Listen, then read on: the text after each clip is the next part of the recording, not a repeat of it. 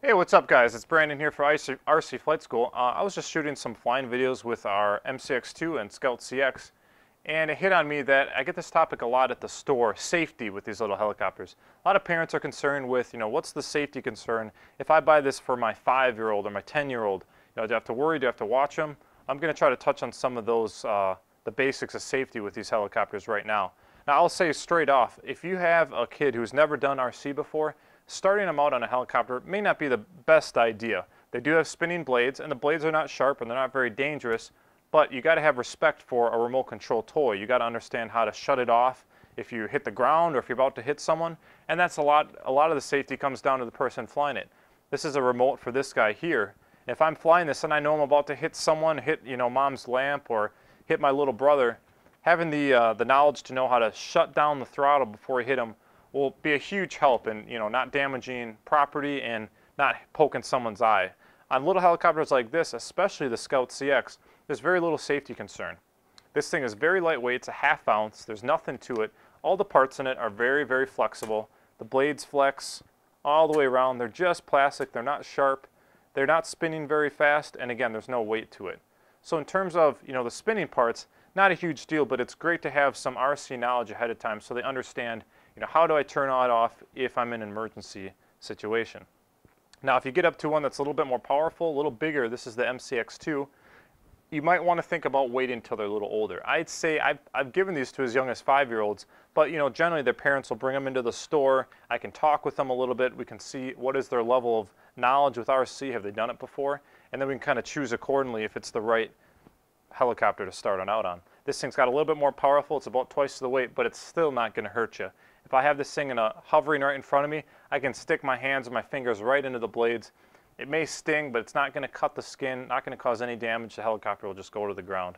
Again, blades are very, very flexible.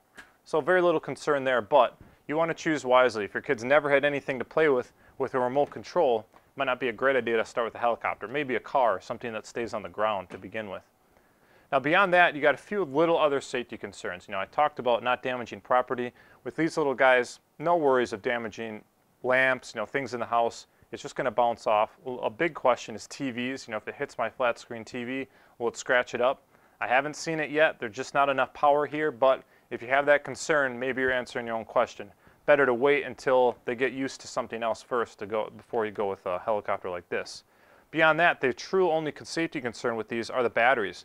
These run lithium batteries, much like what's in your cell phone. Our cell phones have the advantage of automatically shutting off when the battery goes low.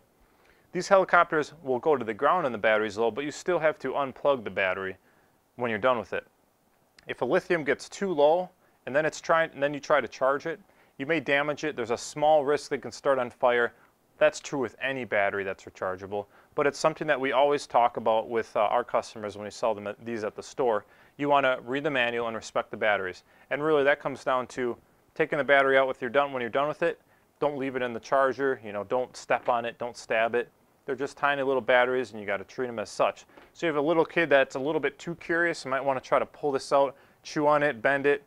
Might not be a good idea to start them out on a helicopter like this.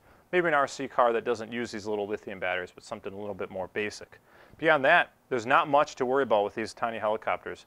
The parts are small, so don't give them to your 3-year-old, of course, that's common sense. The parts are replaceable, so if there's someone who tends to take things apart when they get them, as long as you're okay with that, you can take these all the way down to each individual little piece, and they're designed to do so you can fix it and maintain it. But if you're a parent who doesn't want your kid taken into a million pieces then losing everything, don't buy them a helicopter like this. Start with something a little more simple than that.